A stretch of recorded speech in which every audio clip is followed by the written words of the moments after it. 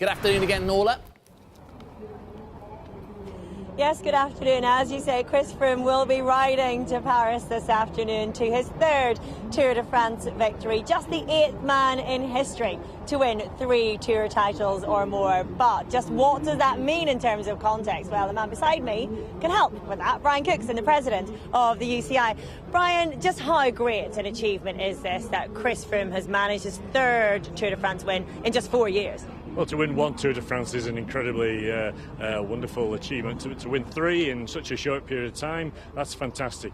He's up there with the greats now, and let's see how much longer he can carry on. It looks like he's got a few more tours in his legs to me. Brian, while I've got you here, I'd like to ask, if you don't mind, about the IOC. The International Olympic Committee are due to meet this afternoon and discuss the fate of the entire Russian Olympic team. You are well versed in issues of doping, given the history in this sport. What do you think the decision should be? Should we see a Russian Olympic team in Rio? Well, I don't want to prejudge what the IOC might decide about the entire Russian Olympic team. That's a matter for them. If they put it to us as a sport, on a sport-by-sport basis, then I think we've got to have a very careful look at the situation. We have to bear in mind that a large number of Russian cyclists will be in the registered testing pool. They'll be in the biological passport. So really, it would be quite difficult for us to think we should ban an entire team, which will, by definition, include some cyclists who are not implicated in any of these stories that we've been hearing from Russia. So, we're going to have to look at it case by case, rider by rider, and team by team. At the end of the day, Russians are not the only athletes and not the only sportsmen or women who have been found doping. So, however, having said that, the structural issues that the McLaren report appears to have discovered are very, very troubling. We'll have to see how much they apply to our sport, as they appear to have done to track and field.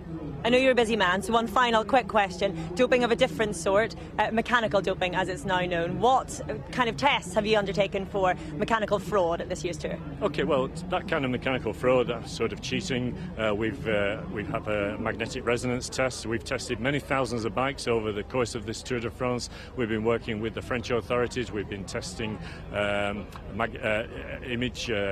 imaging cameras and a system from the French Nuclear Institute as well, which has been of a similar nature. We've done x-rays on bikes at the end of a number of stages. So I'm confident that if anyone had been considering cheating in that way, we would have found them. So I'm pretty confident we're on top of that as a potential problem. We do know that the technology exists, but we are, I believe, on top of it, and certainly of the many thousands of tests that we've done during the Tour de France, they've all been clear. Brian Cookson, thank you very much indeed. So no engines in bikes at this year's Tour de France that have been found with the thousands of tests. That's a good thing.